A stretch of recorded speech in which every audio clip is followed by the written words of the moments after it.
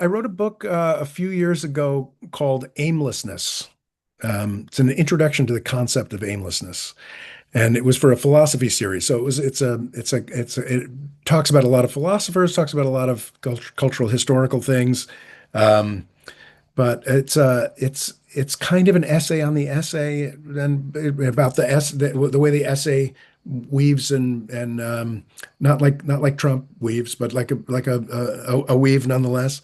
And rather than being a straight narrative, if you're doing an autobiographical essay, often is something from youth, something from late youth, something from early adulthood, something from youth again, something from old age, and you just kind of it's a spiral or a collage aesthetic rather than a straight narrative aesthetic, or rather than an argumentative aesthetic, right? The literary essay.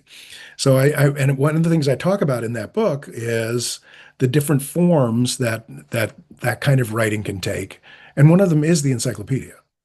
So David Thompson's Biographical Dictionary of Film is a dictionary of film and filmmakers and films, but it's also David Thompson's kind of ode to the movies. It's an essay about movies in general. It's all right, and he's got very personal entries as well as regular ones. So that's a literary text that is kind of in the form of an encyclopedia more than it's an encyclopedia, right? And so as I was writing this, I thought, that all of a sudden I have a way to write this book on the 1920s that I've been kind of working on for 30 years.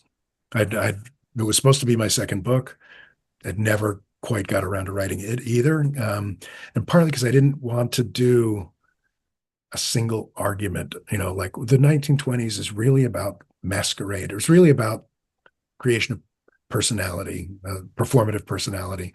It's really about identity. I didn't want to do it's really about kind of argumentative book. I wanted to kind of somehow get the full efflorescence of the culture at that moment. And I wasn't quite figuring out how to do it until I hit on the idea of the encyclopedia. And that's so it was a book about the 20s long before it was an encyclopedia. No, it's an 800 page book, and there are a lot of words on every page. There's a lot of stuff in there, and there's from my perspective, and of course the funny thing is it's a danger when you're a researcher that you start to find that everything that whatever you're looking at, you find it everywhere, right? So it is a danger but so maybe there's a grain of salt necessary, but it is true that the 1920s, I mean, from everything from it's the publication of Mein Kampf. It's the year that Mussolini is called takes the name Il Duce and becomes full dictator in Italy. So it's Ho Chi Minh founds the Communist Party of Vietnam in exile in China. Stalin writes his book on Lenin. So it's an enormous moment in the history of authoritarianism, the authoritarianism that ruined the lives of so many millions of people in the middle of the 20th century. So there's the kind of political stuff, and that's only one of many. There's little tiny factoids like it's the first motel in California. For Nashville listeners, for your neighbors, it's the beginning of the Grand Ole Opry, right? It's right. It's 1925. It's the first in-flight movie. It's there's a million little things like that. It's the first magazine for the plastics industry called Plastics. So it's the first time that plastics in the plural becomes part of the general lexicon. Um, Heisenberg writes his first quantum papers in 1925. In science, it's the first television broadcast. So there's a lot of things like that. But it's very clear, I think, for anybody reading this book, that the thing I care the most about is literature.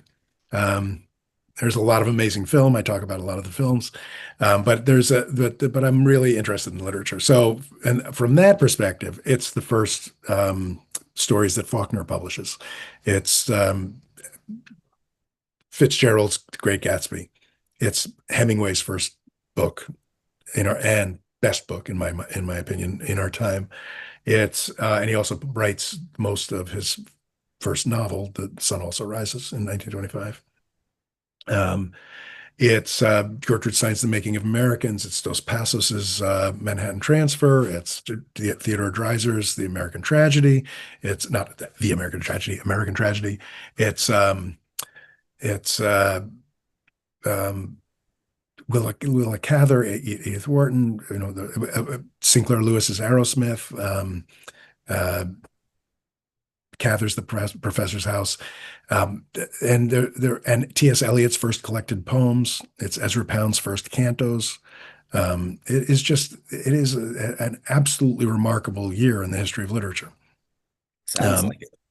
so partly coincidence, partly there are some economic shaping factors involved in it, but it's and that's a small list, and in a sense, maybe more important than any of those was Alan Locke's The New Negro, which was the anthology that was the kind of coming out party for the Harlem Renaissance, um, and included Zora Neale Hurston, Langston Hughes, uh, W.E.B. Du Bois, and some of the older generation as well, James Weldon Johnson, Charles S. Johnson, Angelina Grimke, County Cullen, Rudolph Fisher, just like everybody who was anybody. It's an amazing piece of work. Alan Locke was a philosophy professor um, in Atlanta, and he managed to find everybody that was writing something interesting in 1925. Jesse Redmond Fawcett, um, and just the list goes on and on and on. Arna Bontemps, Arnold Schoenberg, and E. Franklin Frazier. So not just literary people, but historians and E. Franklin Frazier. And a lot of these were kids.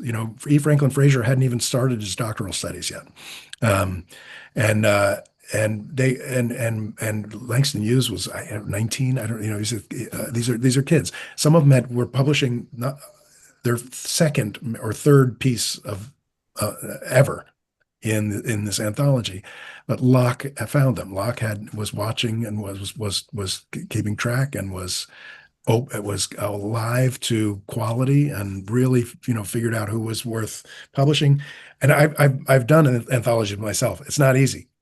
You sometimes turn away some good things and you sometimes accept some bad things, and it's not it's not an easy thing, but this is an amazing record of smart work by Alan Locke.